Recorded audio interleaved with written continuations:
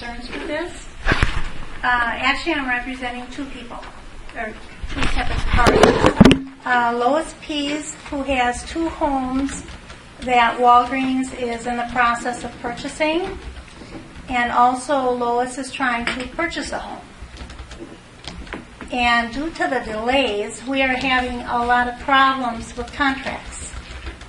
So I'd really like to know, when I talked to Mark through Walgreens, I hear that the delays are through the town, and when I speak to the town, I hear the delays are through Walgreens. And it is getting frustrating, and I really don't know where we are with this, and I'd like to know. And I called in December, January, and February, and I know all of the meetings that I thought we were going to address this have been canceled. And I was told by Mark that it would be at today's meeting. Then I'm told that it's not because things weren't published. So I don't know where we are with this. I don't know where the town is with this. I don't know where Walgreens is with this. But I do know I have some contracts that something has to be done with. We can't continue to do extensions. We have dates. We have deadlines. There doesn't seem to be a lot of communication between the people who are involved with this Walgreens project and the board or Walgreens. I know it's been going on for 4 years, so I guess I'd just like to know where we are, where the town is. Is this going to happen? Is this not going to happen? Is it in the near future? I know they've been waiting 4 years already, or it will be 4 years in a few months. That's a long time. So there's a lot of frustration, a lot of people. Buyers, sellers, people who live there. I do know Lois has a lot of her things packed. I mean, she's been living in boxes for a long time. She's ready to move. She's in her 80s. So I don't have answers for them. So I'm hoping to get them soon. I think, too, my biggest fear is, I know there's a meeting scheduled for March 9th, and that were to be on the agenda for that. But I've heard other times we were too, they've all been canceled. Is this meeting going to happen, or isn't it? Or I've kind of lost faith in everything I'm hearing from anybody.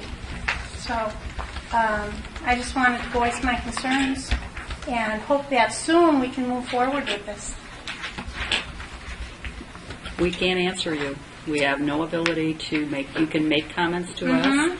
We cannot have a dialogue, but we can tell you that everybody in that neighborhood will be getting a certified letter. And it is scheduled for the 9th, and there will be a public hearing. There will be a public hearing. March 8th. March 8th, Thursday, the 8th. So and the public hearing is scheduled for the 8th? Yes. And it will be addressed?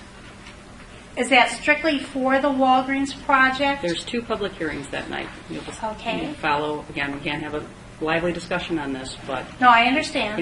Everybody in the neighborhood will get the letter. Everything has been submitted now. It's in a form that we can accept. It's going to the next stage. Okay. And there's a process to it. And is that the final stage, or are there other stages? There's a number of stages. That's the first stage. Okay. And you can't tell me the length of time or We really durations? can't have a That's not conversation what or dialogue about it tonight. Okay. It's not on the agenda. We would violate our Okay. ethics to continue this. Okay. So I gotta tell you, we just can't talk about it. Okay. But that's what the public hearing is for. March 8th, 6:30? Correct. March 8th, 6:30. Bring your questions. That's when we can talk to you about it. Okay. And will Walgreens be here to represent what I they're certainly doing? hope so. Okay. All right. Can't speak for them, but I would expect them to be. Well, thank you. Sorry. Thank you.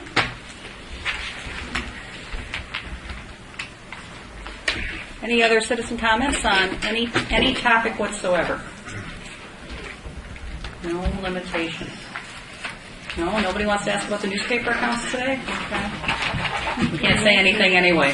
You can say, what the heck was that all about? And we just have to sit here and smile because we couldn't say anything. Okay. All right. Wait. You're going to come up? All right.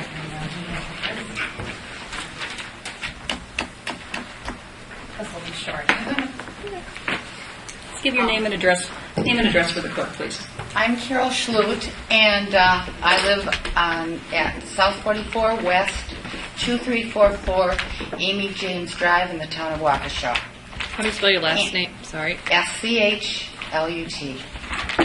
Thank you. And the reason I'm here is again about the Walgreens situation because it trickled down to me, being that I have a house in the city that Lois Peace, the Peace family has the houses that are going to be bought by Walgreens. Well, due to the fact that they have to leave, they have an offer in on my house. And as Paula, my realtor, told you,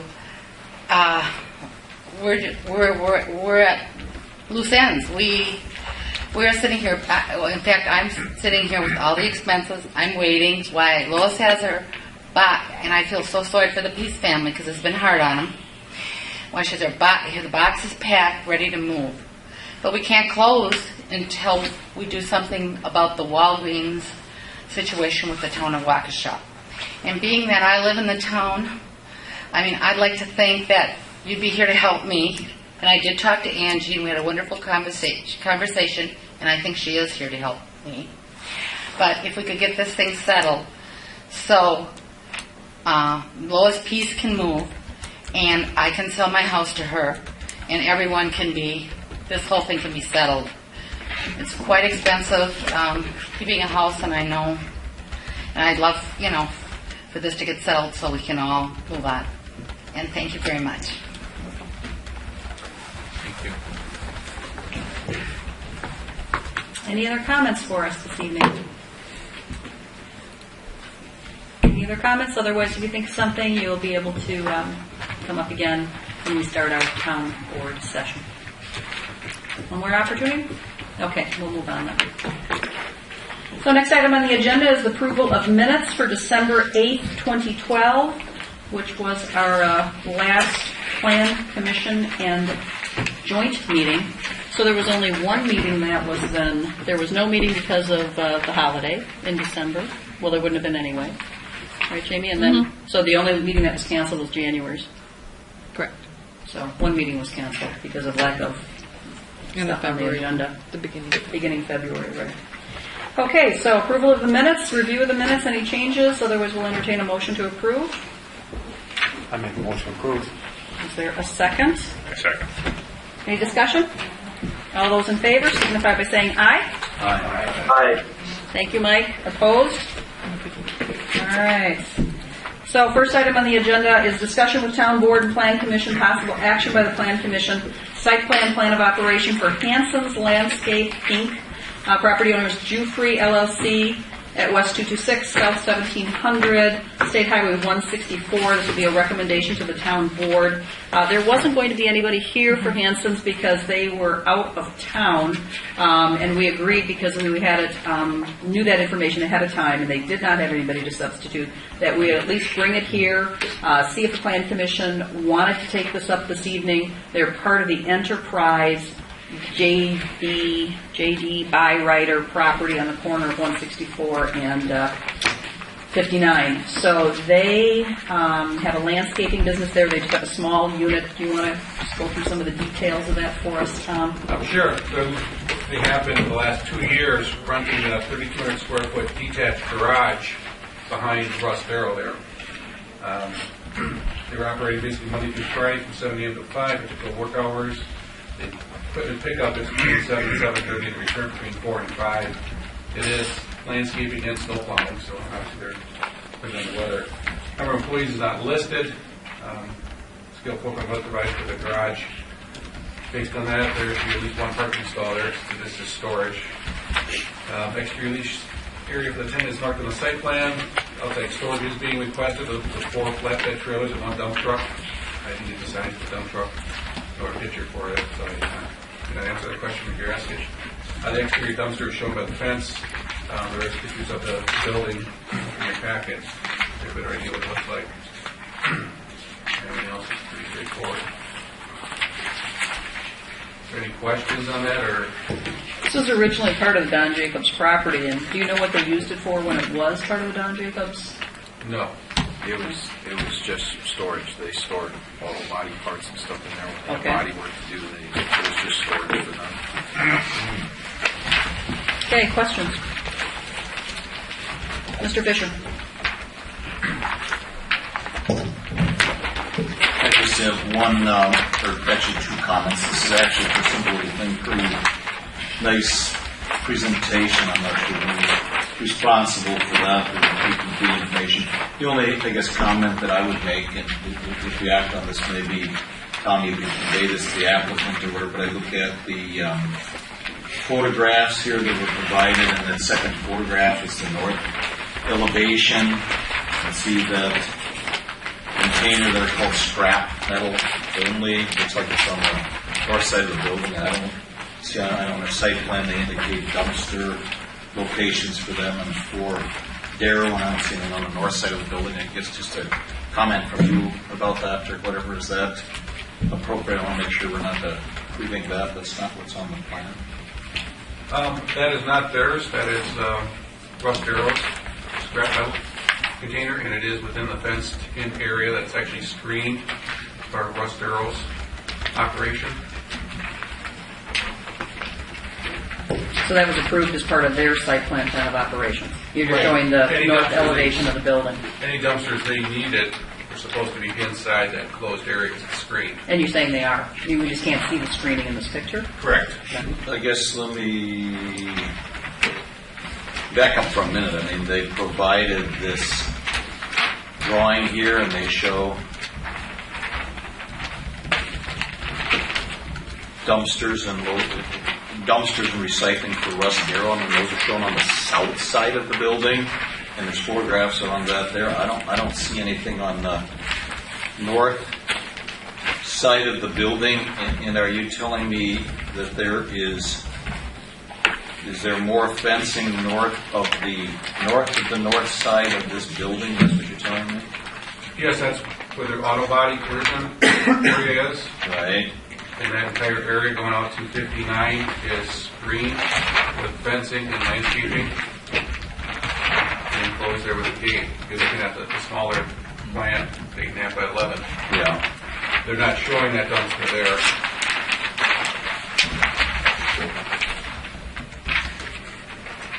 They do show the other three dumpsters. Right. This one that's shown on the north, picture of the north elevation is an additional dumpster. That's Russ Darrow's. And that was my discussion with Mr. Hanson.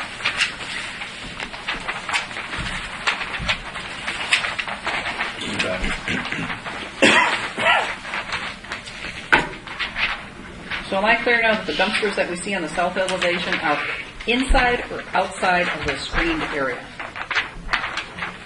South elevation, they're outside the screened area.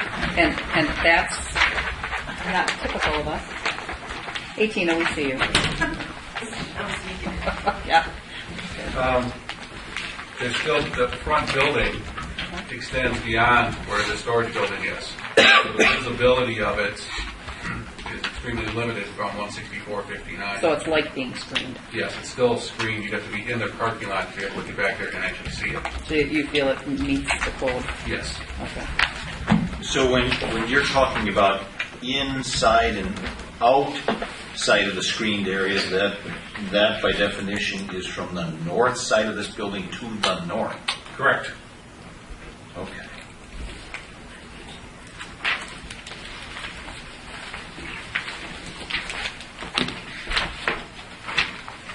Any other questions? He's still studying, so I'm assuming that's a possibility. No, I get it. All right, Mr. Bansky, any questions? Plan Commission.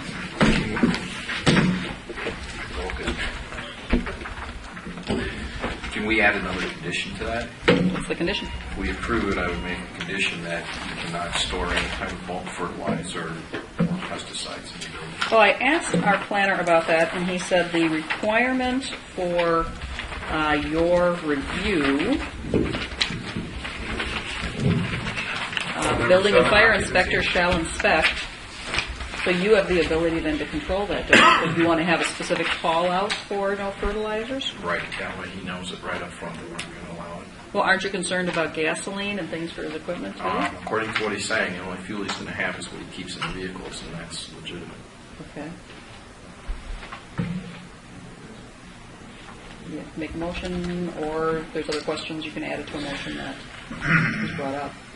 I'll make a motion we approve with the added condition and the conditions that Tom's put together for us. And you are delineated no fertilizer storage Or pesticides. or pesticides. Okay. You got it covered with that? Okay. Is there a second to that motion? I'll second it. Is there further discussion of the motion? All those in favor signify by saying aye. Aye. Opposed? All right. Motion carries.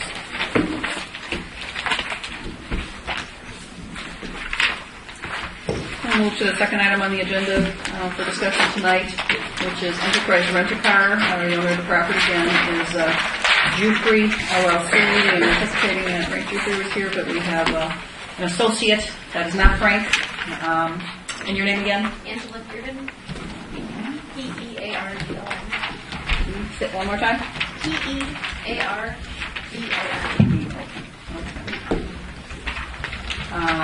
Is someone here from Enterprise who's going to speak? Okay. And your name is? Tony Lyons. Okay, fine.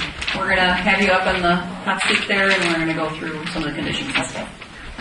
All right.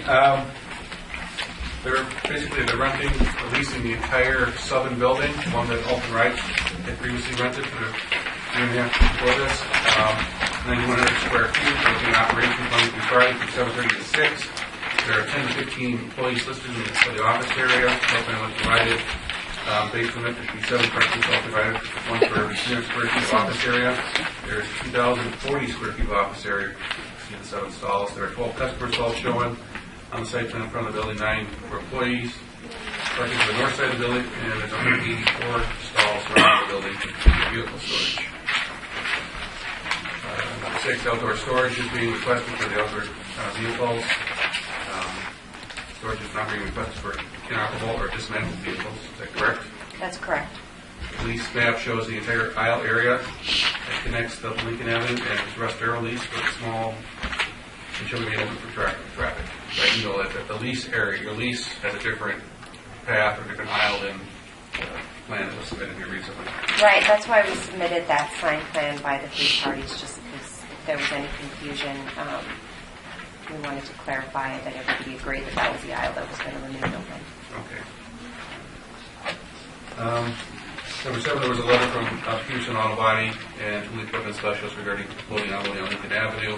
One of their revised plans they submitted was a loading and unloading path, basically. They would drive in off Lincoln, go up around the building, load and unload on site, and then drive back out, not having to back out onto Lincoln. And that's there on the smaller plan. You can see the aisle space is still there on the larger plan. Exterior dumpster shall be placed within the fence screen area. That would comply with 1324 7C.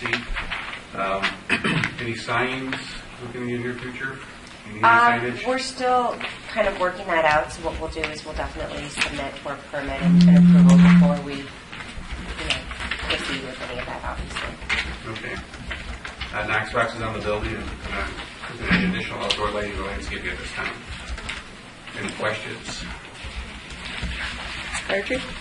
I have one concern, and that's with the driveway path that's designated all the way through.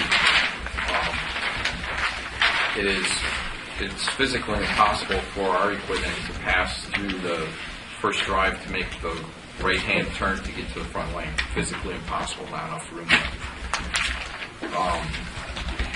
I would suggest that straight-through drive remain open at least to the lease line between the two properties. The one in the rear, or Well, The eastmost. oh, okay.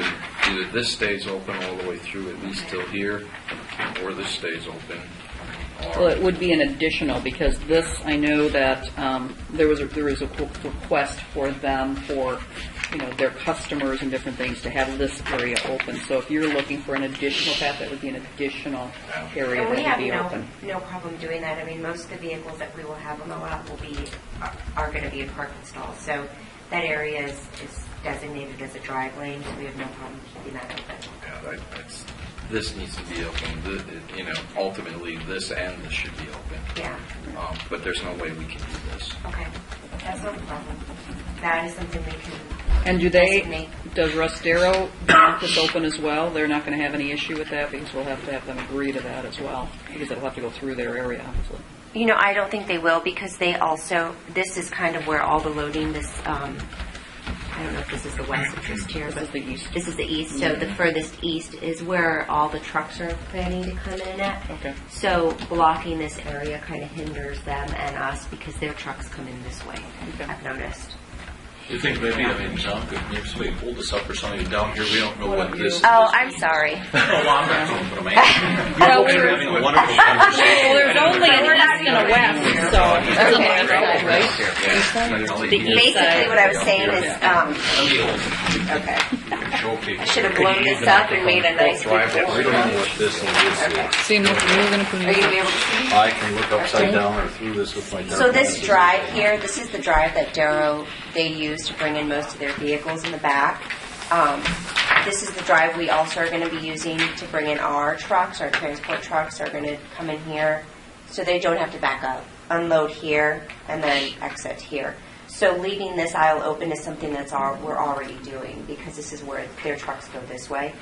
So that's not a problem. I mean, what I can do is I can talk to Keene, and we can get another one of these in writing if that's what you would like, for all three parties. But it's something we already are doing. Okay.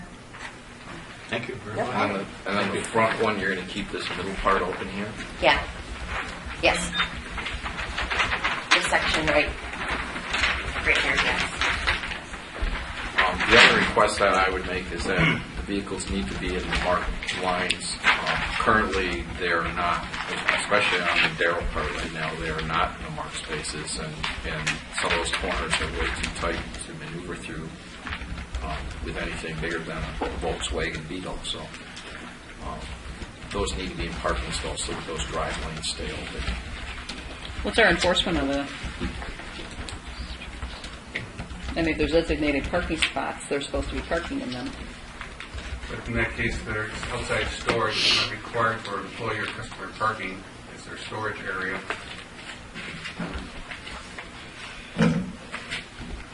Yeah, that'd be difficult to say you gotta stay within the lines. You have to be out there every week. Walk up and down the aisle to enforce that.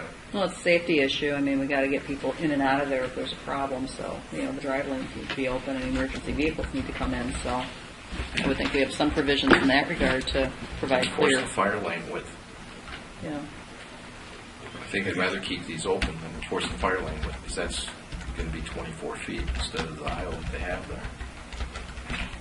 So it's really cooperative. So I guess you may want to do a motion that includes a letter to Rustero, giving them a choice of either keeping all of their vehicles within the marked lane, or providing a 24-foot, fire lane. Question for Chief Wilson. I mean, so there's clarity about that. I mean, it's wonderful for us to all be looking at drawings tonight, talking about should there be some pavement markings or something, so that there's clarity about what needs to be maintained for fire lanes and so forth? Most of the lot currently I'm sorry, I didn't mean to answer your question. Go ahead, but Oh. I'd like to hear what you got to say, but I was going to say, most of the lot has you can kind of see the faded pavement markings, which I would imagine at some point will be submitted to you guys. I'm obviously addressing that in the spring, because it needs to be, you can't really see it that great, but they are there. Okay. I mean, my only, I guess, suggestion on that, and particularly if you're going to do it pavement parking, is not a difficult or expensive type of thing to do. I mean, would it be appropriate to mark some of those things as fire lane? especially the lanes that get parked full. I mean, that's Sure. I mean, that's their their responsibility. They've marked the parking stalls, and that generally designates that those areas that aren't marked for parking are left open. But they could address that by just putting fire lane painted in that pavement there and stay open. Is that something you'd be willing to consider? Yeah, as long as it's in our area that we are leasing, I have no problem doing that, obviously. Yeah, this would be on the Rostero and also Yeah. that's where the biggest problem is that the northwest corner of their property is where they really jam that up.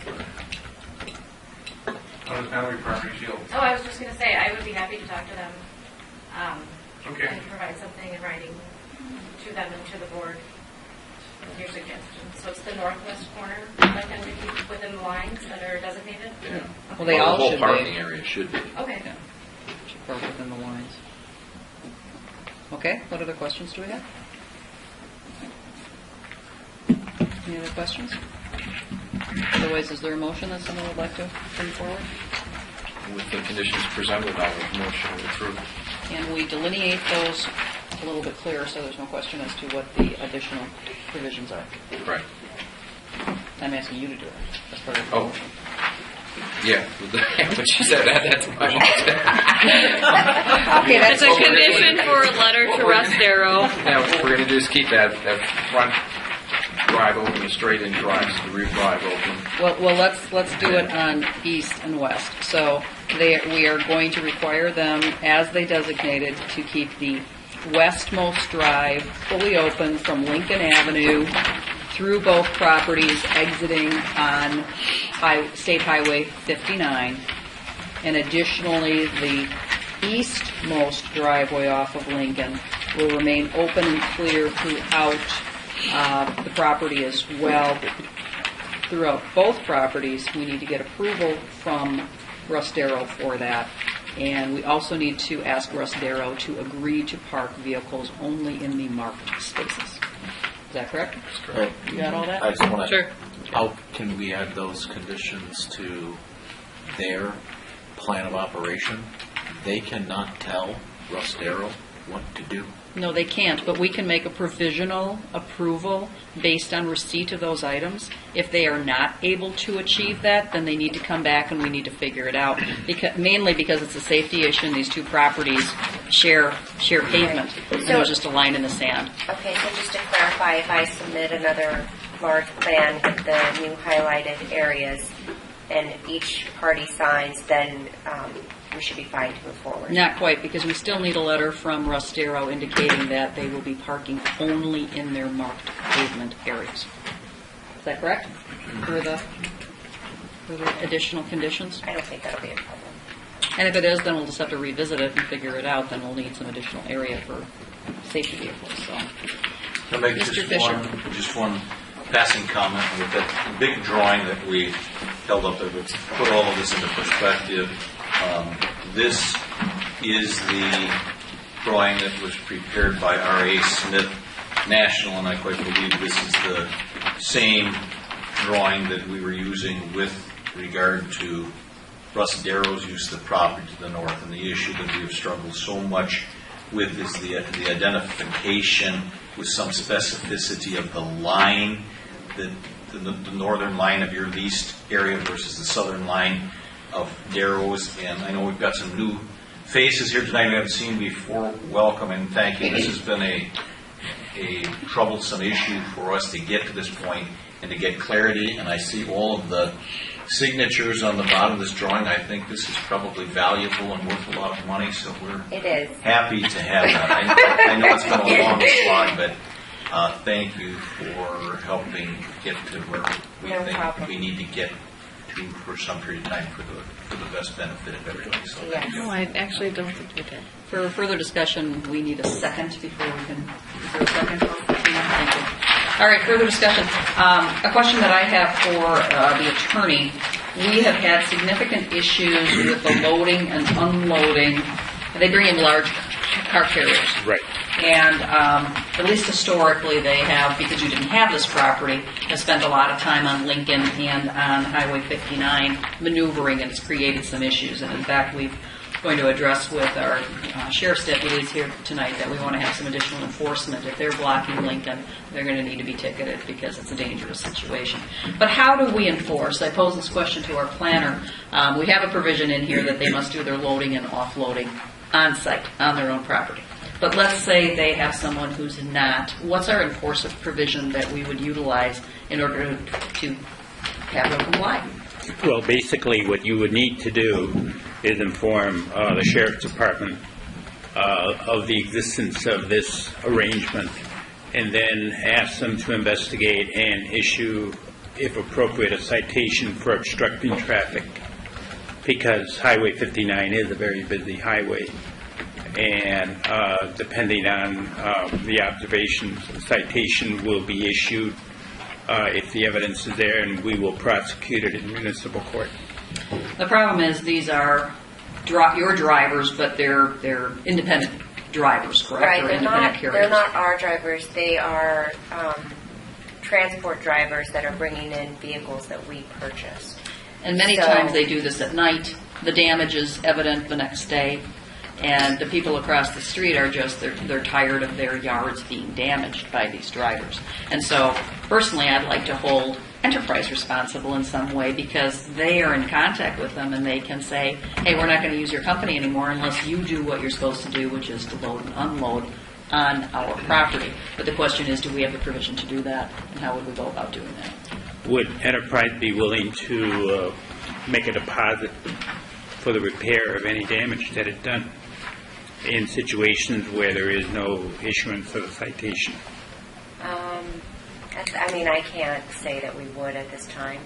We've definitely made the effort to make sure that, they are aware that they're not supposed to be doing that. We have signage on the street. In the past, they have been pulling on our property to unload. And, we make every effort. I mean, obviously, I do work for Enterprise, but I can't authorize free spending of our dollars, so I can't say that I could. But we have told many of our transport drivers that we do speak with, that, they are not to load and unload. And if we do catch them stopping there, then obviously we have a gentleman who works the lot, who runs out and makes sure that they are directed onto our property. But if the loading takes place at times when no one is there, how do we enforce that? That's basically what I'm asking you. What do you propose in lieu of a deposit to enforce that? There is a history, and there's been a submission here, I don't know if you've seen it, of the damage. I did see it. How do we deal with that issue? Well, with us picking up the additional property, there's additional signage that is going to go, that we want to put on the new Mallory's property that would help with the transport trucks so that they aren't, pulling onto the street. So right now the signage that we have, the only downfall is it's not, it's just basic signage, and if it's dark or early in the morning, very difficult to see. So we were hoping to put some type of sign that said, entrance, all transport trucks, pointing them onto our lot. So that would not be something that, is going unpoliced at night. Basically, we also do have security guards, that do work for us that patrol the lot. So in the past, we have not had them policing that, but that's definitely something that we could address with them. Is there security there 24/7? There was. Right now, they're on and off because we were having some theft issues. So they patrol the lot, and they leave and they come back. And You allow the transport companies to load and unload when no one is there? no, they're not supposed to. Okay. I mean, that is something that sometimes they do, but Chris could probably speak on this more, but they're not supposed to unload. Yes. This is Chris Fuller. He I'm also the works for fleet Enterprise. manager, so I deal with the trucks all the time. And just to reiterate what Tony said, the problem has largely been solved since we were able to acquire the new location they were open. Bryant's used to be. Prior to that, we did have a problem where they would roll into West Lincoln, they'd put their ramps down and started loading before we could even get out there and talk to them and ask them to load on our property. But since then, with this new property, the trucks, who, by the way, we don't have control over because they're new cars coming from GM, Ford, Toyota, Nissan, and the manufacturers control those trucks. But we communicate to the manufacturers our loading and unloading times, which are from 7:30 in the morning until 5 in the afternoon. There are times where they will come at night and they're not supposed to, and we have recommunicated with our manufacturers that that's not acceptable. Is that a Monday through Friday? Monday through Friday, 7:30 to 5. What if we added that timetable as the only loading and unloading time in the We could do requirement? that also. And that way we would have some provision if that was happening, and we evidenced it after hours, that we have some enforcement provision. I mean, Breach of the condition. the neighbors in the area have said that they have been complaining about this forever. And even since you've moved and had the property, the new property, they've still seen issues. And so, it's not fair to them either, because they're paying the brunt of when the drivers are doing damage and what they're doing, and you're getting the benefit of the cars, and they're your cars and you want them. So somehow we have to eliminate the issue for the other people, or at least put provisions in place that everybody has an incentive to make sure that happens. So I think if we at least put in the hours, they have set hours, and then you can pass along, if you get a citation because of it, you can pass it along and say, somebody's going to pay for it because they loaded after hours, and we'll be sure if the sheriff deputy is doing that, they'll have identification information on it. You'll know who it was that did it, and then you'll be able to follow up with them to get reimbursed and give them an incentive to also not do that type of thing. So maybe we can address it that way. Okay, so that would be, you made the motion. Would you accept a change, an additional provision indicating that loading and unloading times are limited to 7:30 a.m. to 5 p.m. Monday through Friday? Sure. Okay, who made the second? Do you accept that change? Okay, great. Further discussion? Mr. Fisher. Just one other question. Mr. DeLacy, this is primarily for you. Anybody else to jump in? And I know we've got item 7 on the agenda is the non-compliance report, so I don't want to preempt that, but I know we do have on page 2 there under enterprise rent-a-car and the issues we've been dealing with, and there's even, I think, addressing in there Hanson's landscape and all that kind of stuff. If we act upon this favorably, can we reasonably conclude that all of the issues that have been part of that property will have been resolved? Is that a reasonable assumption? Yes. Okay. Anybody else with any reason to think otherwise? No, I think Thank we're you. hoping to bring it to conclusion. Now, we have the benefit of 2 members of the Sheriff's Department here this evening. You've heard the discussion. You've probably seen or witnessed, some of these issues. I don't know if you've had opportunity to do any citation. Do you have anything to add, or any other provisions that you think we should add to help with the enforcement of this issue? I've never personally experienced or had any complaints about it, so I am unfamiliar, I guess, with the issue. I mean, I've seen trucks unloading in the parking lots in the past at nights on multiple occasions, and I've talked to drivers before, just checking in on the business to make sure they're doing what they're supposed to be doing, but I've never had any traffic issues like that. Okay, and we don't know when they're happening, but people who live in Lincoln, certainly have experienced it because they're stuck. But you'll now get a copy of this in your packet. We'll ask the clerk to be sure to provide that to you, and then your enforcement can take place at that point. All right. Can I just add one little thing? Sure. Well, The 5 o'clock rule that I mentioned, that's when we tell the truckers is the last time during the day that they can receive keys from us. So if they're coming to pick up cars, sometimes they come to pick up cars, we will let them take keys from us up until 5 o'clock in the afternoon. So I guess what I'm trying to say is they may still be loading from 5 o'clock. It takes them about an hour and a half to load until about 6:30. So I just wanted to clarify that there may be a truck in our new parking lot loading after 5 o'clock. do you have office hours until then? We're there till about 5:30. So I guess it's all like technicality there. I just wanted to be clear that there are some times that we're still there. We make the 5 o'clock cutoff for them to arrive, or to arrive to unload, or to arrive to load.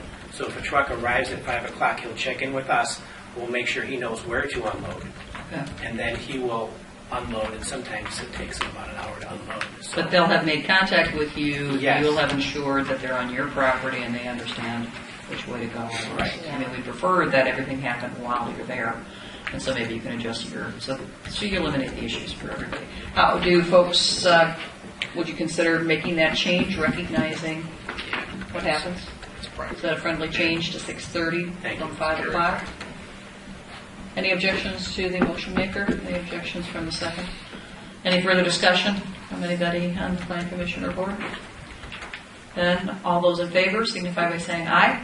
Aye. Opposed? All right, congratulations. Thank you very much.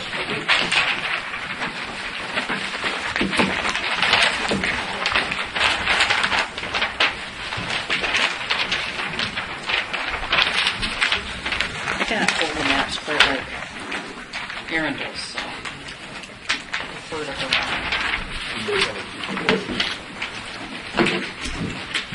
Okay, we'll go with our last discussion item tonight. It is Blifford Lumber and Fuel Company. The location is South 30 West 24604 Sunset Drive. Who's appearing on behalf of Blifford this evening?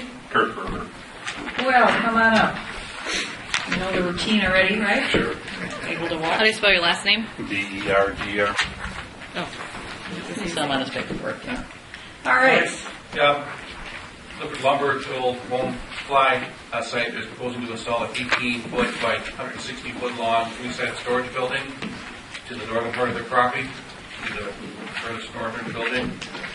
It's 2,880 square feet for lumber supplies. Is there any special lumber you're putting in there or materials or just? No, it might vary, but it's all probably going to be wood products, not necessarily half shingles or something. So it's all building materials.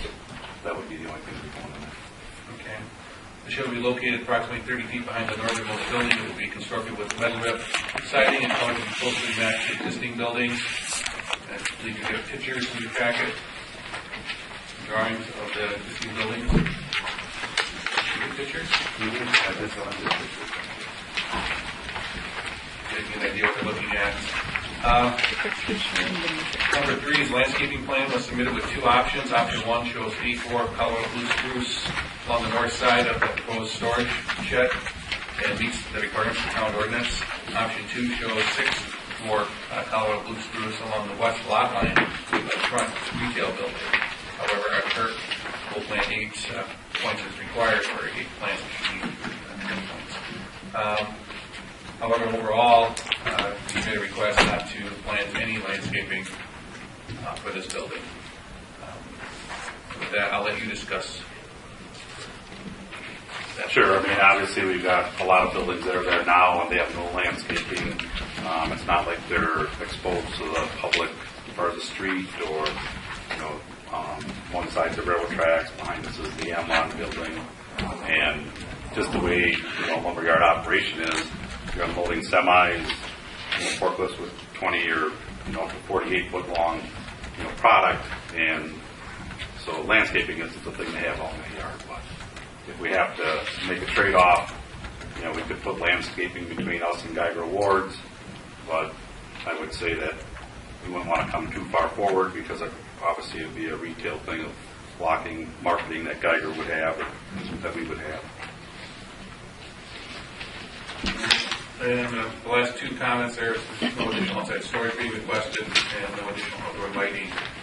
There should be no lighting on the building at all. No, we don't have lighting really in our yard now. Our hours of operation, even though in the wintertime we go to 5 o'clock and it gets dark there, they're using the vehicle lights, or we don't have any outside lights on the current building.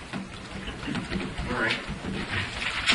So the landscaping ordinance rears its ugly head again in this situation, and it doesn't make a whole lot of sense to put shrubs behind a proposed shed that backs up to nothing. Right. I have to agree with that. So, but then again, we have a plan that says you must do some green space. So, did we determine how we go about doing some flexibility when it doesn't make sense? I mean, we again have a situation, we need to address it in our ordinance, I guess, sooner rather than later. I think we have some flexibility to move it somewhere, but there's not really a good spot anywhere on the property. Yeah. We have, for example, the Midwest plumbing issue still, I think, lingering. For those issues. I mean, we can't choose when to enforce and when not to enforce, and that's part of the issue. It is true of an ordinance issue because I think our ordinance requires things without enough flexibility to use common sense, and that's a problem.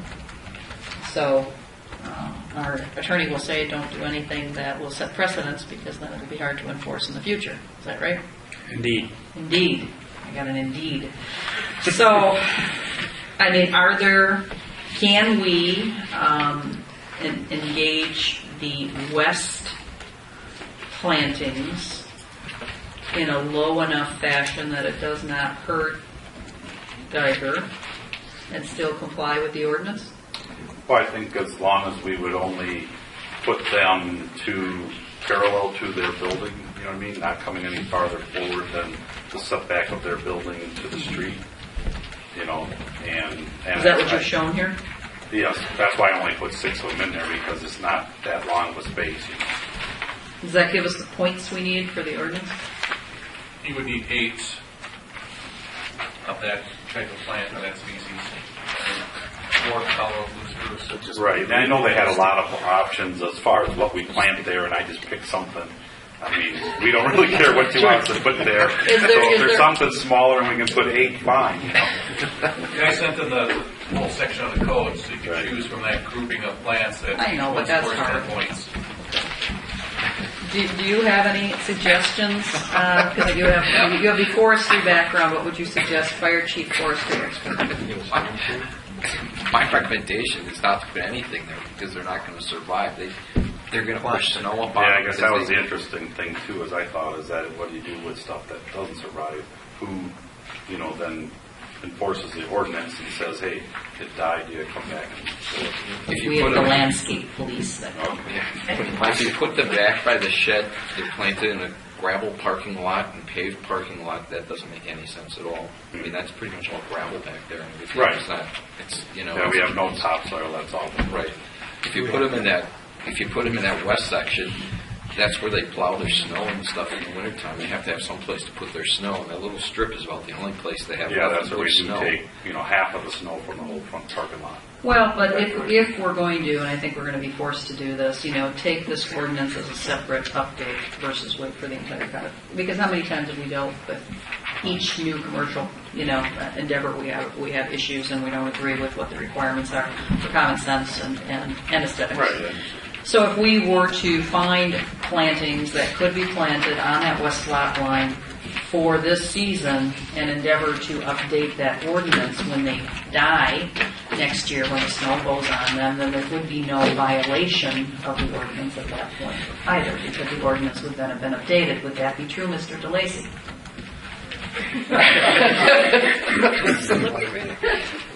Cheap.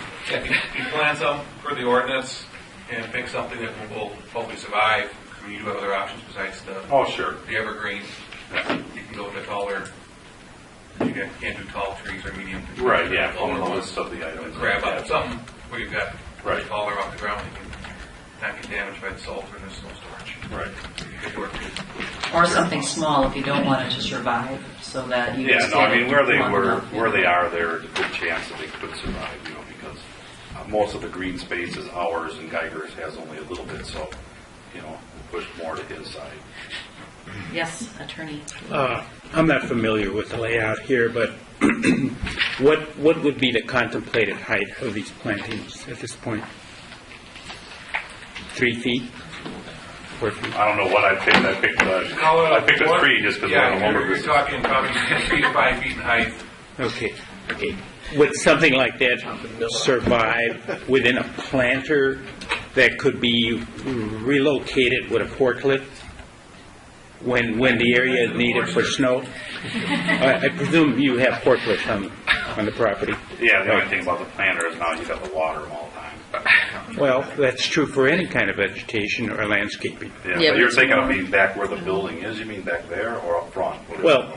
from the standpoint of trying to avoid economic waste, buying some kind of shrubbery that could be put in planters, and when you needed that space for seasonal conditions such as the snow, you would move them to another I area. would say we would plant them there, and I think the chances of surviving are pretty good.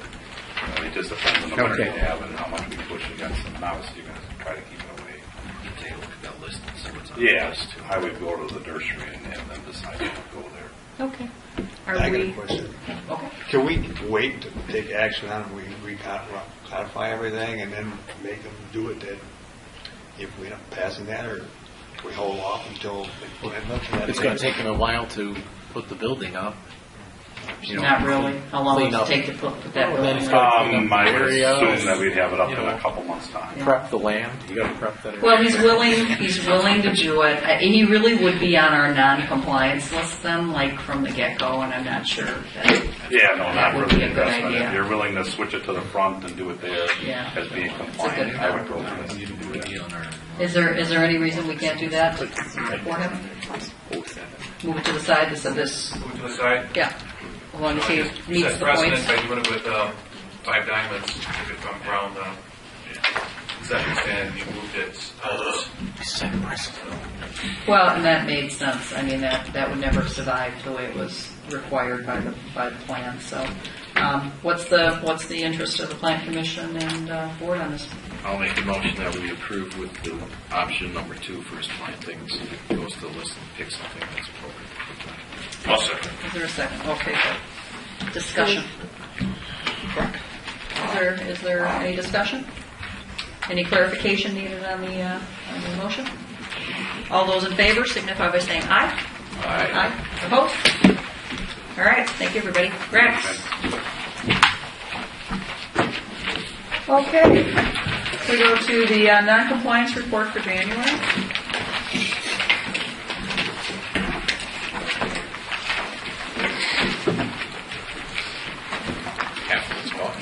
You want to? Is there anything you want to point out, John? Waukesha, I think they've got some finalized plans. They should get the county approval today or tomorrow for their stormwater plan. And then that should hopefully coming forth here possibly for March 8th, otherwise it'd be April. That's done. Jason Emmers, he has submitted a revised accessory building plans. He sent that off to the town attorney to take a look at, respond. Did he just cut off a corner of the existing building? Is that how he's solving his problem? Yes, yeah, and I wrote right on it right away. One, you need a real platted survey because everything we've done so far shows that the entire building is 8 feet too close to the, facing at the left lot line. Where if you're out there, it doesn't look that way at all. If you're looking at bushes, trees, telephone poles, any other standard field markers for lot lines, looking at the county GIS, it was built 8 feet too close to that lot line. So he's kind of ignoring that part, and he just was just going to cut off the corner, which allegedly in the first was in the back corner, which was too close to the lot line. Also, 2 of his building elevations, he freehanded them in about 5 minutes, which are not to scale. So right now, Martin has emailed everything to Attorney Hofer. I think Attorney Hofer has it. I know he sent an update yesterday or the day before for We've been response. receiving information. Okay. But I think it's just clarification of the language. Because of the issue with this, we wanted to clarify the language that Martin would respond to the individual. There's no doubt that we need, appropriate documentation and stuff. And he's going to have to spend the $600 and get a real plan of survey done to accurately show where that building is. Then he's going to have to either apply for a variance or move it. I mean, the entire addition that he put on after his accessory building was approved, and he knew what the setback was, the entire extra, and which I think is 8 feet, because when he was originally approved in 2009, I mean, he had built that as close as he could to the lot line. And then he added 15 feet. Based on what's actually out there in the field, the addition is probably fine because the original building is too close.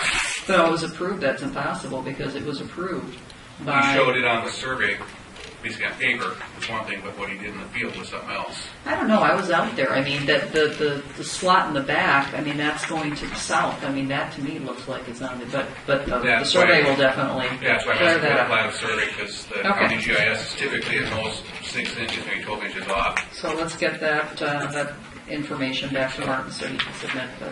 That's really it for updates. All right. Can I ask you a question? Mm-hmm.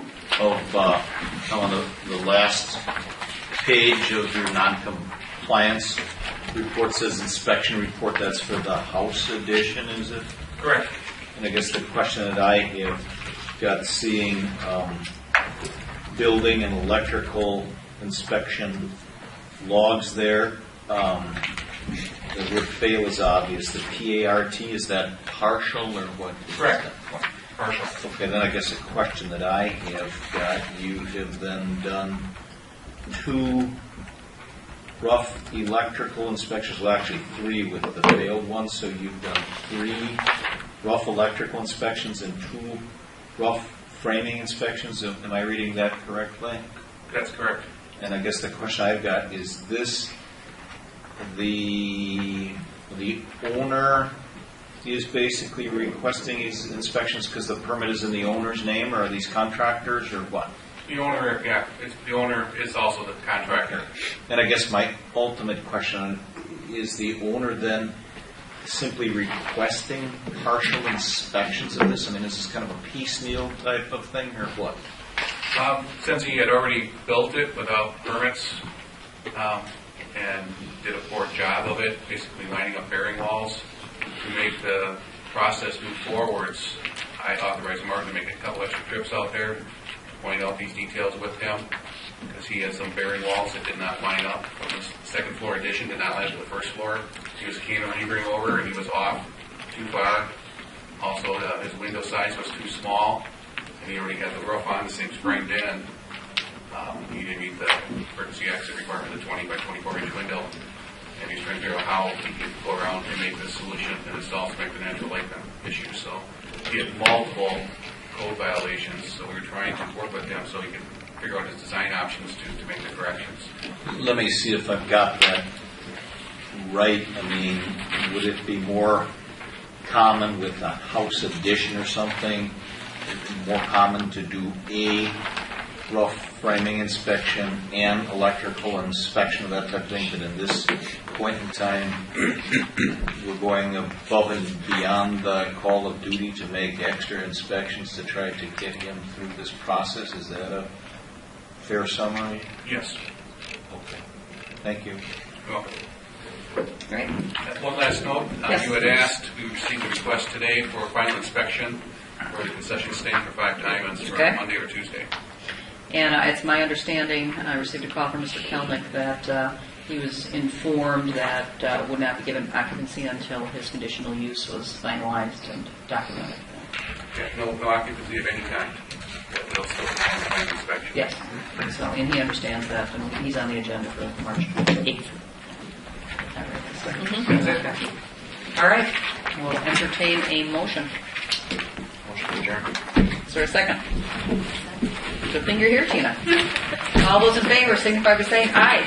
Aye. All right. Thank you, everybody. And I remembered your book, too. No problem. We made it here. I see it's snowing now. Is it snowing when you were driving? Is it already snowing? Even without that. Good evening. All right, we'll go immediately to the town board meeting. We'll call it to order, and we'll start with citizen comments. If there's anybody here, welcome to stay. We'll be conducting just a very short approval process. So you don't have to stay. It's usually fairly perfunctory. I don't think there was any issues. So since it's snowing, Thank you. sure. Bye-bye. All right. Any citizen comments? Hearing none, we'll move on. Reports. We'll start with the monthly report by the Sheriff Department. And the Sheriff's Department thought that they wouldn't have to sit through a long meeting because we told them to come at the second meeting of the month where we never have a Plan Commission meeting, but of course this time we did. So thanks for waiting That's okay. through it. How are you doing, Becky? Good, how are you guys? Good. I can start with January, the Okay. report for last month. There was 86 calls last month. Nothing too noteworthy. We did have an ordinance citation that was issued for obstructing. We did have a gentleman that was... I'm going to stop you for a moment. Is there any reason that we need to keep our professionals here this evening for the rest of the board meeting? Okay. You're duly released. Take care. Thanks for staying otherwise. Okay, sorry, go ahead.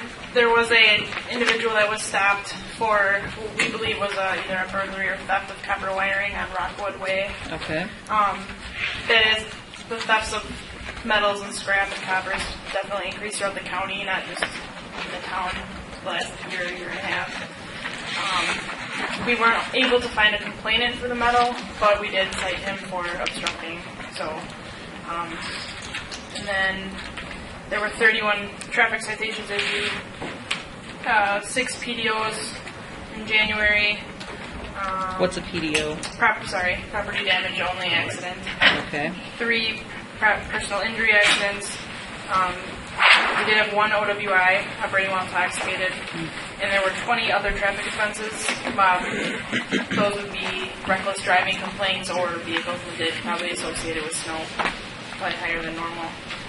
3 animal cases, 1 emergency detention, 1 controlled substance complaint, 1 domestic, a missing person, and 1 sexual assault, and those are both related regarding a juvenile.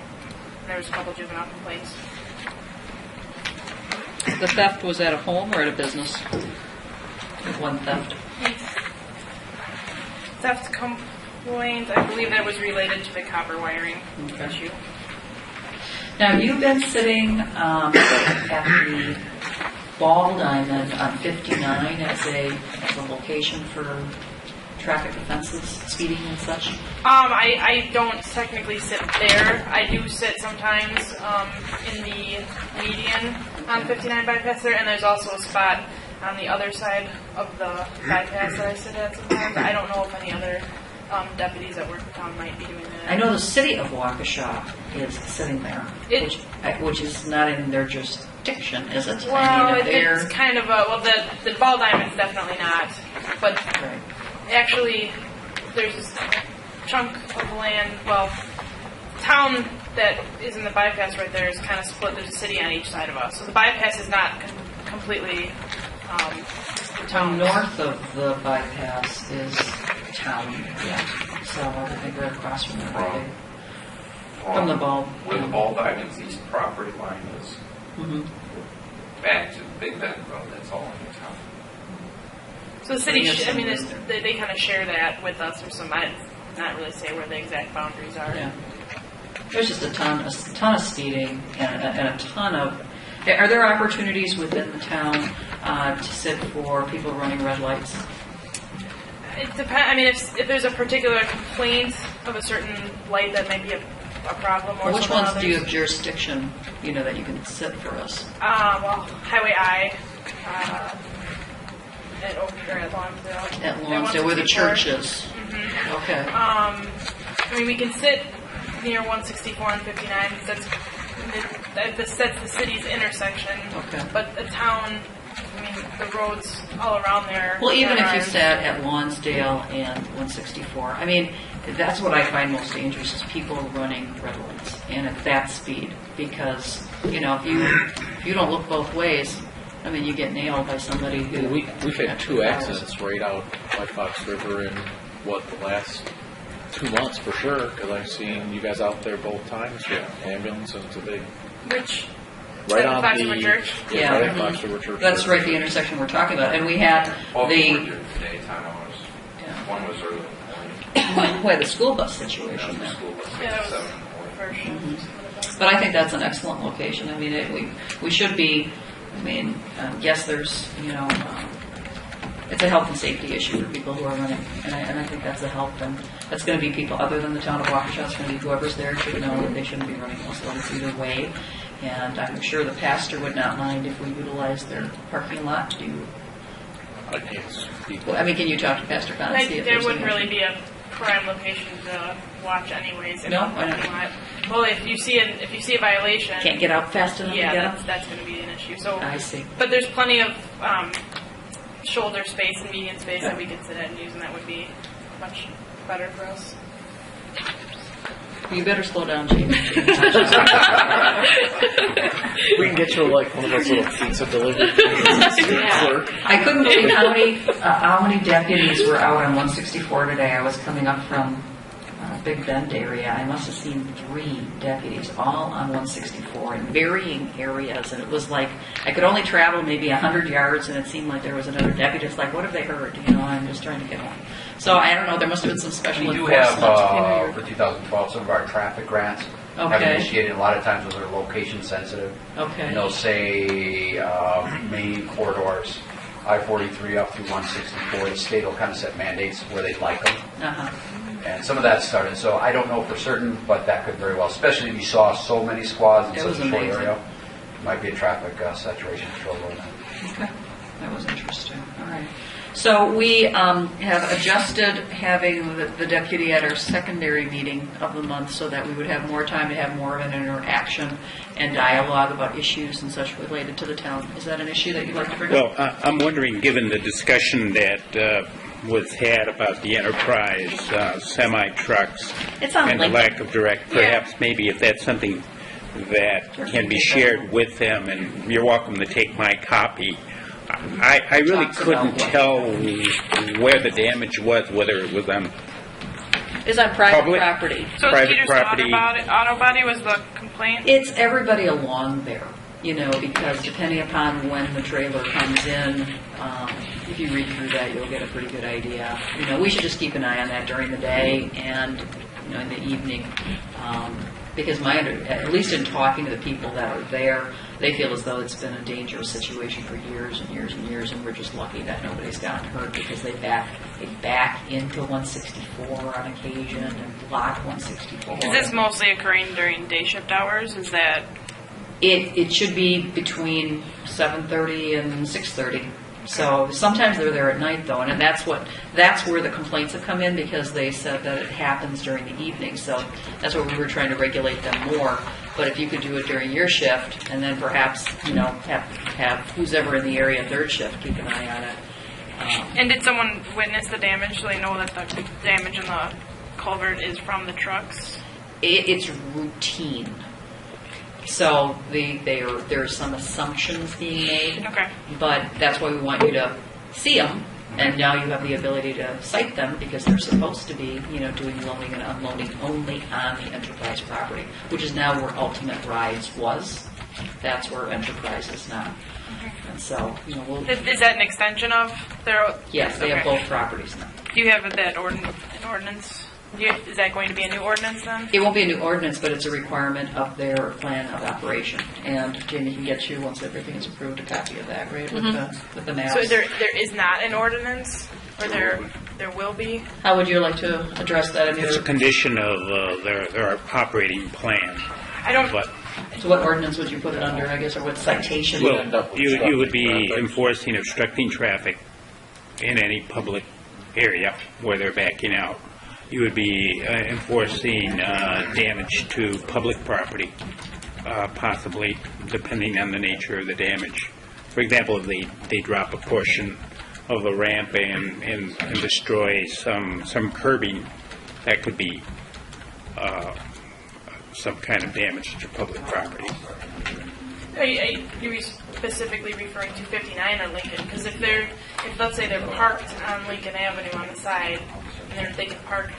They'll never fit parked down the shoulder. Okay. These are, huge. I mean, how wide would you say those are? They're car Okay. They're bigger than they're huge. So there's no way that they could park. If they're parking, they're damaging someone's property. If they're trying to get off the shoulder enough to, and that's their complaint is that's why they can't load and unload in the street because they're definitely blocking traffic.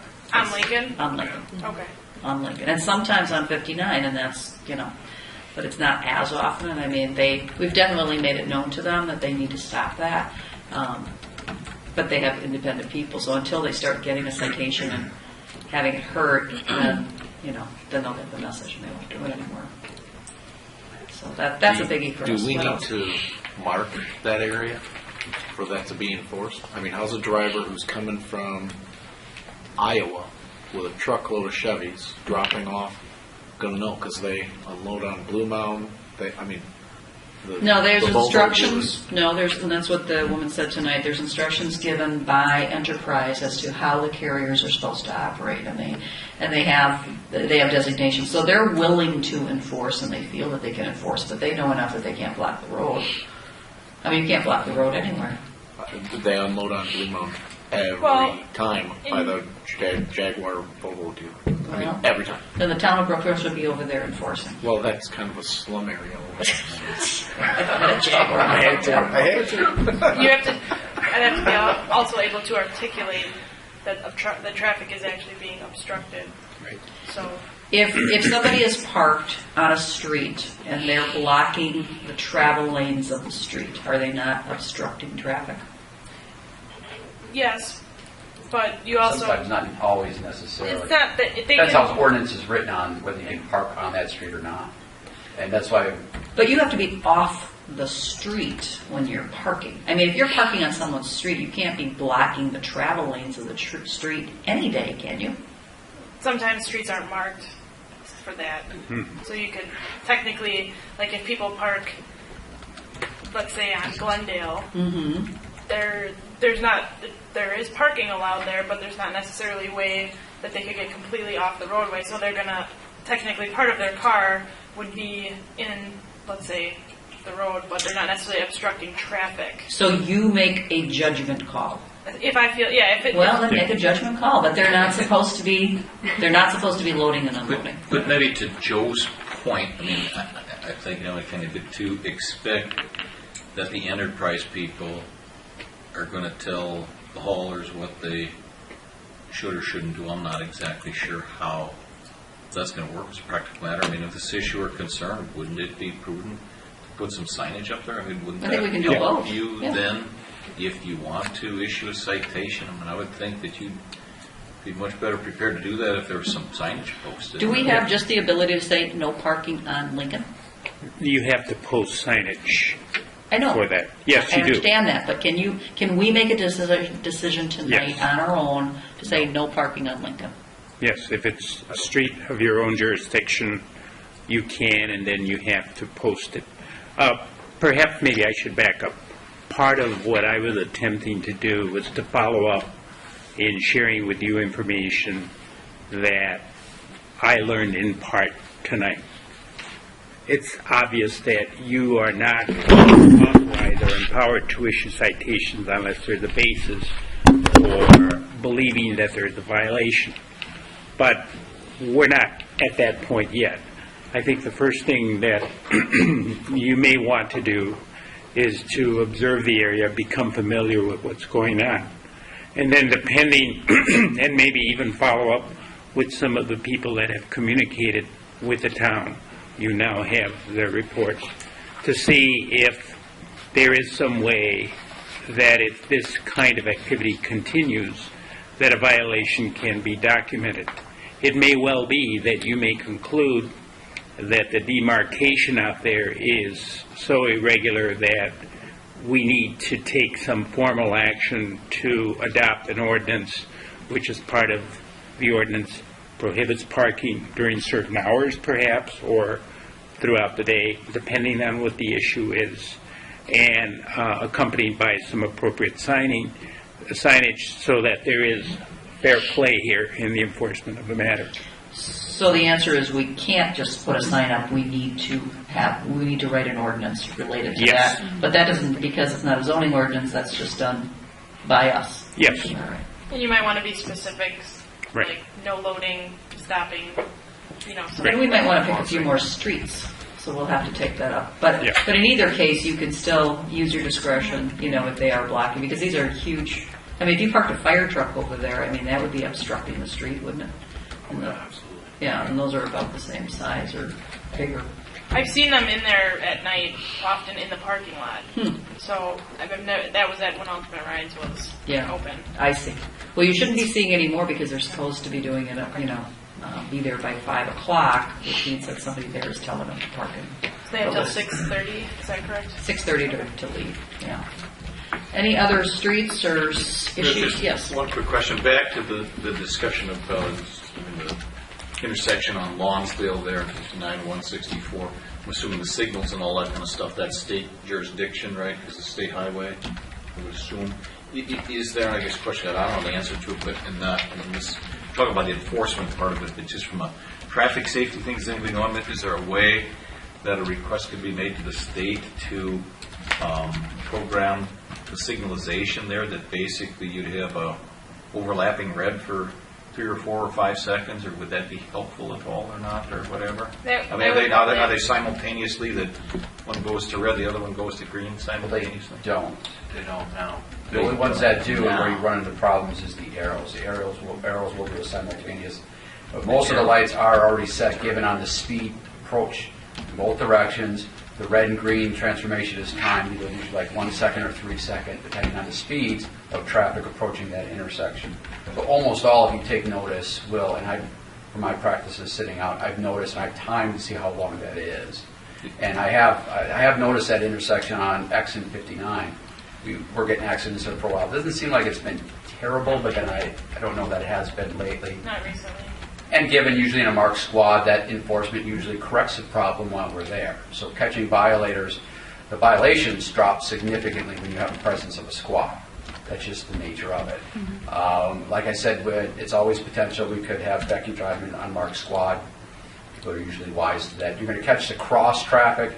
You're not going to catch the person in the road that you're on. And then also, depending on traffic and conditions, getting out and being able to stop that violator is the other issue. So you're saying that technology is actually in play there now? It is, correct. Okay. Thank you. Any request, though, would probably have to go through the DOT department. Oh, I understand. Or you could ask them what the timing is. Or if they could, or if there's any feasibility to extend it. Even the easiest thing is Becky could go there. We could figure out what the timing is. If it's a 1 second or 1.5, 2 second timing on that, if it's sufficient for traffic to get through on a yellow. Because everybody knows people don't treat yellows as caution to stop. That means they hit the gas and try to get through the white. And I do enforce that often, actually. Just for your information, I do give people tickets for running yellow lights. I guess it would just be of interest if you're out there and you can figure out a little bit what that delay is or whatnot. I mean, that would be interesting to know. Did you want to introduce yourself to the group? I don't think everybody knows you. Oh, I'm sorry. I thought I had shaken hands with everybody. Lieutenant Brian Holm. I've been a lieutenant for about 3 years. Prior to that, I actually worked in the town of Waukesha as one of the relief deputies in here on second shift. So, and I'm kind of in charge. One of my sub-assignments is to make sure that everything's running fine in the contracts, and I like to show up when I can. I think it's been a couple months I've been able to manage to get here. So, this is I think first time Becky managed, or we were able to get the second meeting done and be here for that. So. Were you able to bring the paperwork for the attorney for the municipal court? I actually, there was a miscommunication, and Deputy Pavlovich, I believe, did already get that to your office. So. Oh, is that right? Yeah. Okay. Yeah. And there is a direct, excuse me, there's a direct entry now of the citations by the sheriff's department. Mm-hmm. So that's been resolved. But they're going to bring the paper. Need them anymore. You need That's my understanding, talking to Attorney Hofer, that has already You're still going to get the paperwork. Yeah, the paperwork is a separate matter. Yeah. And I also have the year-end statistics if you want me to go through that. Sure. Do you have copies for everybody? I do not. Okay.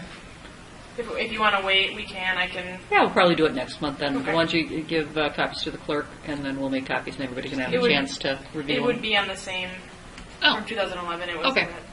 We'll do that next month.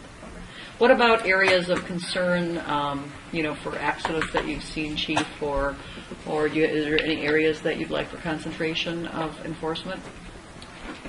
Accidents are really way down for us. I don't know that much, but I-Lonsdale or I-164 is probably the busiest intersection for accidents, really.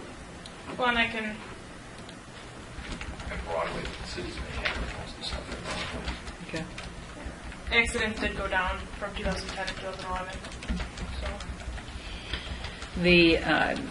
We have some variations in the number of citations, speeding citations, that kind of thing. I know that there was at least a thought process at one time that not so many should be written, and there were very few written. I think like 10 or 12 a month at one time were written, and that certainly has ramped up over time. And I think that enforcement is important because the monies aren't that great.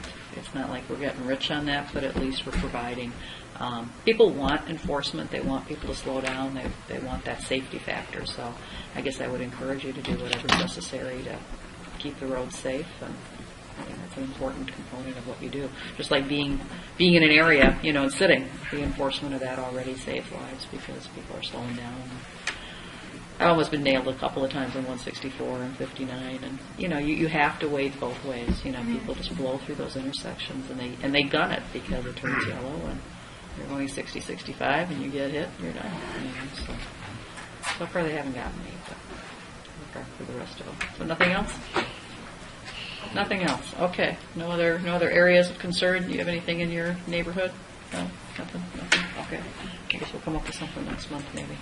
All right. Well, it was great, everybody being here, and no other patterns of burglaries, no other issues that people need to kind of keep an eye on. Anything we should put in our newsletter to the constituents that people should be aware of. Well, I was going to talk about that with the year end, but there were some burglaries over the summertime along Guthrie area. It was mostly daytime burglaries. I think there was maybe 4 or 5 of them. Did they catch a person? The last I talked to the detective, I don't think so. Okay. They think it was a couple of younger people, male and female, but there has been an increase in the scrap thefts. There were some issues with scrap thefts from barns and also some of the businesses off of like Lonsdale, and I know Town Line was and that was like a third shift time frame. So that's a county-wide issue. Okay. It's not, the town is seeing a little bit of it as suspected, but that's like we're doing a lot of extra patrols, especially in the industrial parks. I know Rockwood Way got some electrical businesses over there. That's been an area of interest, I think, and same with over on industrial. They've had some issues too. So we're trying to patrol extra in those areas for those reasons. Okay. There was also some entry to autos this summer, those are kind of a common occurrence, I guess, throughout the county as well. I know that they did end up getting some suspects from, I think, a neighbor called in a license plate, and they were able to get, I think it was 4 19-year-olds.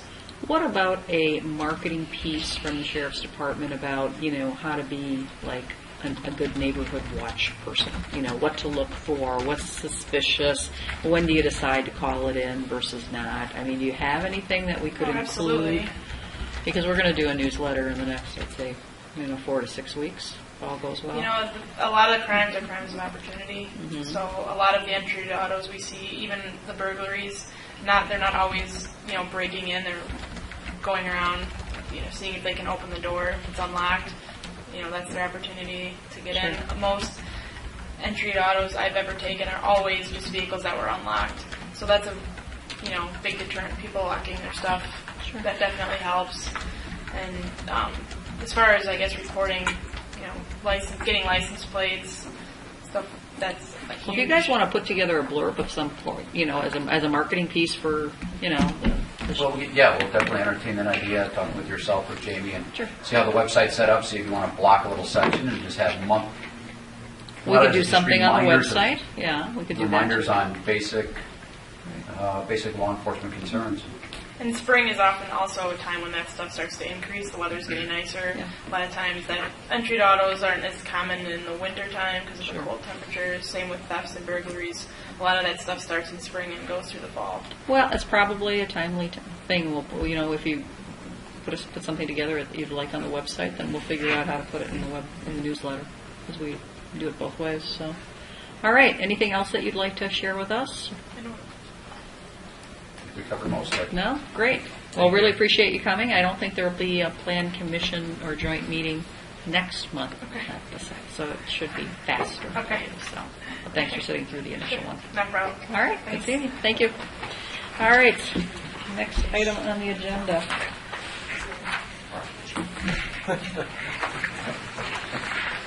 Fire report for the month. We had 20 ambulance requests, 12 more vehicle accidents, 7 fire responses. We received mutual aid 3 times, and we gave mutual aid 7 times in the month of January. Membership did not change in January. We're at 40 members active. 2 people are on leave of absence, and the secretary treasurer.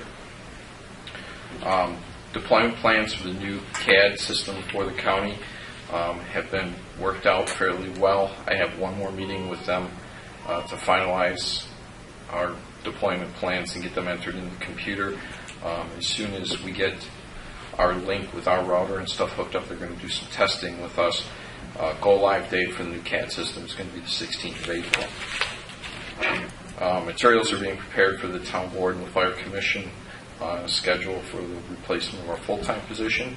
I'm hoping to have that to you folks in the next couple days. Okay.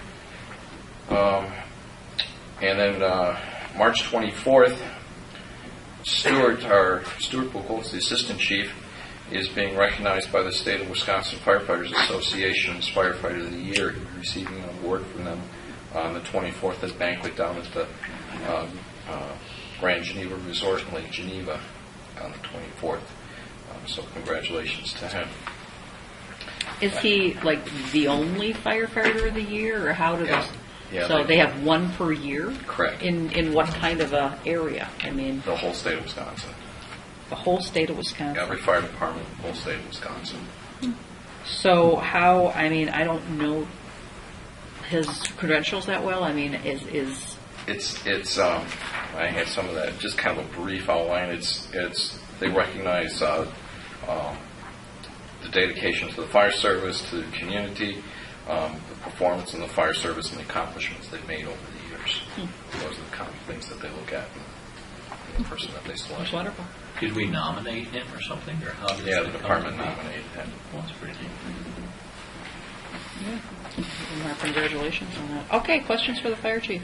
I have one more item for you folks tonight that's not part of my written report. It kind of came up due to a call that we had over on Cotton Court. If I could make a request of the town, as you know, Cotton Court is very narrow. It's private. Most of it's a private road. And Oak Avenue is also a town road, which is also very narrow. There's no cul-de-sacs at the end of either one of those streets, no place to turn around. We rely on Cotton Court as access both within Oak Avenue and Highway 59, as there is no place to turn around. We've been experiencing, especially on the south end of Cotton Court lately, there's a 4-family residence on the end, and they've been narrowing Cotton Court substantially. They block the road, they put their garbage cans in the road, they park their vehicles in the road, they park their trailers in the road, and so forth. Tuesday night we had an ambulance call. The ambulance was on the way to the hospital, got to Cotton Court, couldn't get through, had to back out and try and turn around and go the other way to get back out of Oak Avenue. Delays transport times. It's a good thing it wasn't a real serious emergency, but it does take time to do those things. I'm sure law enforcement appreciates having that open as well sometimes. They had an incident over there not too long ago where they were looking for a suspect, and access through there was kind of important. I guess what I'm asking is the town board could research the documents, what we have for access over there, what the easement says, what is granted, what is supposed to be there. At very least, there needs to be emergency access down Cotton Court, not blocked off at Arcade and Oak Avenue, and it needs to be sufficient for fire apparatus and emergency vehicles to get through. Cotton Court is just a real unusual street. It's right by Neighbors Bar and Grill. And on the east side of the center line for a stretch, it belongs to the State Department of Transportation. On the east side of a stretch, probably the length of Neighbors Bar and Grill property, it belongs to somebody else. And then the back section, as it goes further south, belongs yet to a third person. It's a very unusual, and there's a fairly thick file that Chief and I looked at, going back to the late 70s, early 80s, of questions as to what was allowed and what isn't allowed. So I think there needs to be a refresh of ingress, egress there, and at least in the preliminary look, there was a requirement to keep that open. And so we just need to bring that up to date, make sure that we understand what we can enforce and then start enforcing it, and that's where, the deputies, would certainly be involved.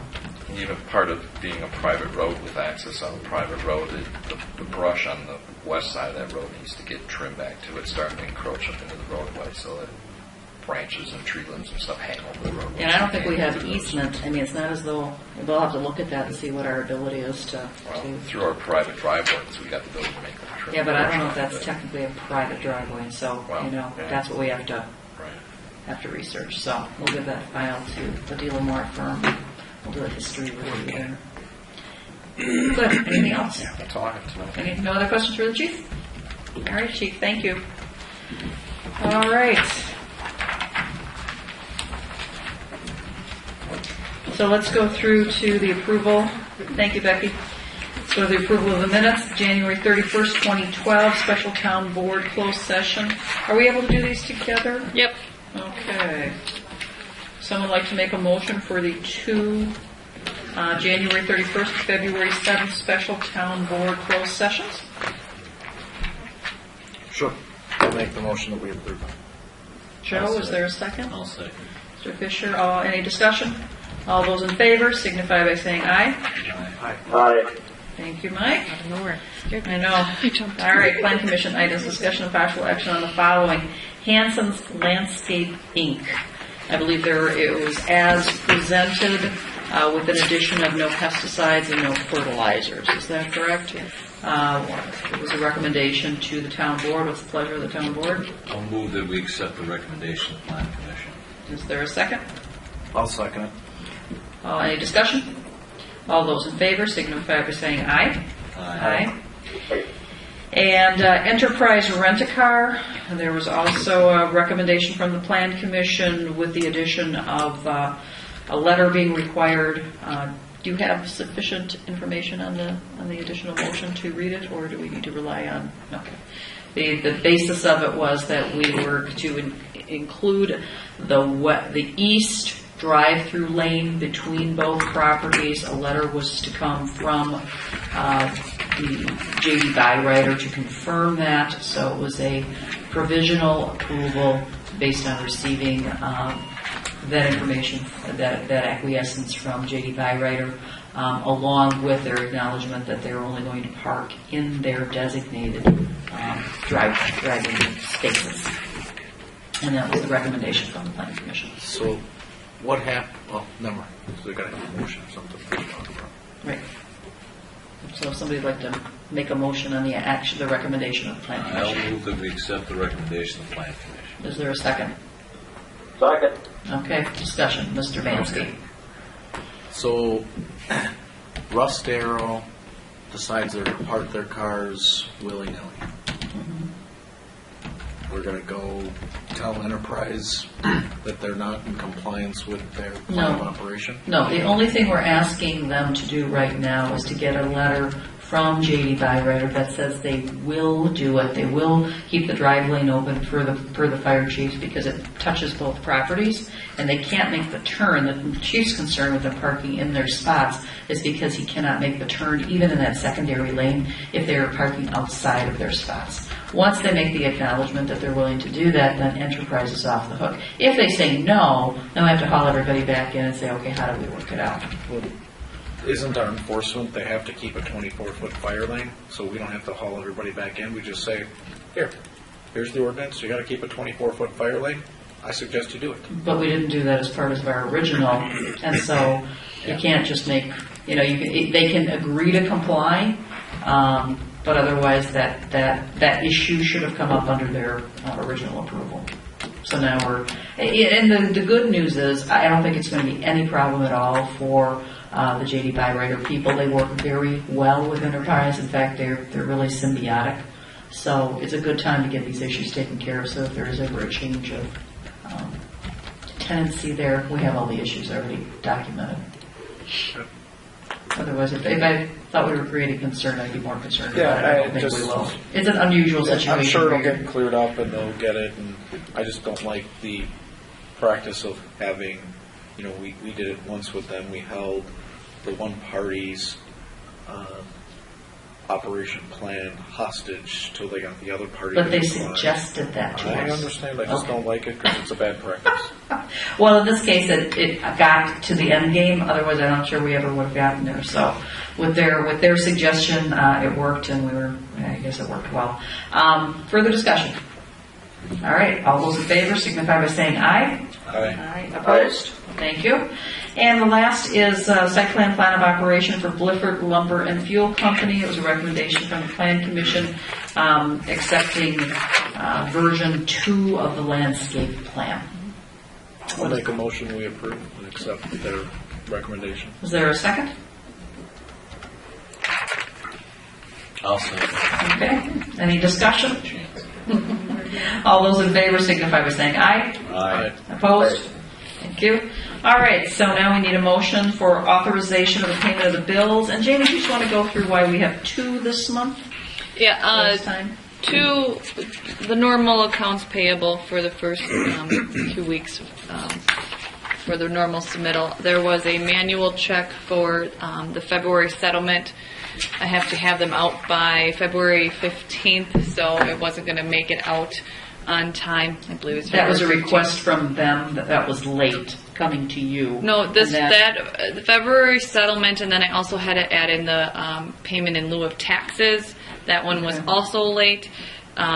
But That it was- I was cut those on the 17th. But I mean, when you say late, you weren't late on doing anything. I was not late. The Okay. state was late. So, and That they, was my point. Sorry, the Don't state make was yourself late. sound And everybody bad. knew it was late. I was on time with my settlement, and but the payment in lieu of taxes came later. So there was 2 actual check cuttings for manual checks. So this now, the $3,271,382.89 takes care of those issues. Correct. Okay, and the $101,949.12 takes care of our normal bill accounts payable. Mm-hmm.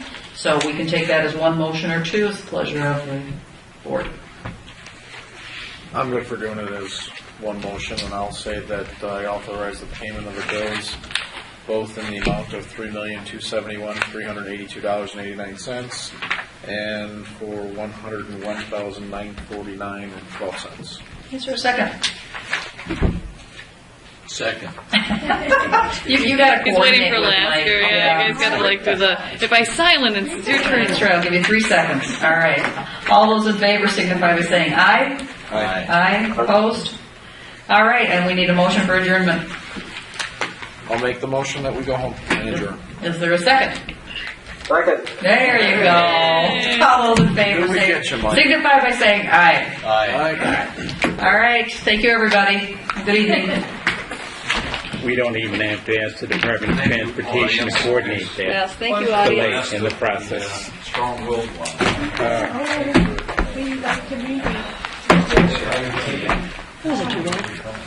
Hey, Jamie, are you there? Yes, I am. Yes, she is, Mike. Ask you You saw that. to negate my Oh, vote okay. Down all on day today. Okay. the plan commission Then talk tomorrow when you here, get item the- number 3. Oh, I didn't put your vote in there because No, you can't because do I'm that not, I'm not technically a in plan there. commission member. I didn't put, yeah, I didn't know yet, don't worry. Thank you. My condolences to you. Same to you. Well, that's gotta be tragic. My heart goes out to you. Thank you. I mean, she's so young, and with those young children, I can't imagine what that poor lady is doing and the kids are doing. I really Right. can't imagine that. Doing the best I can, but they have tons of us, so all families there, so. But thank you. Very well.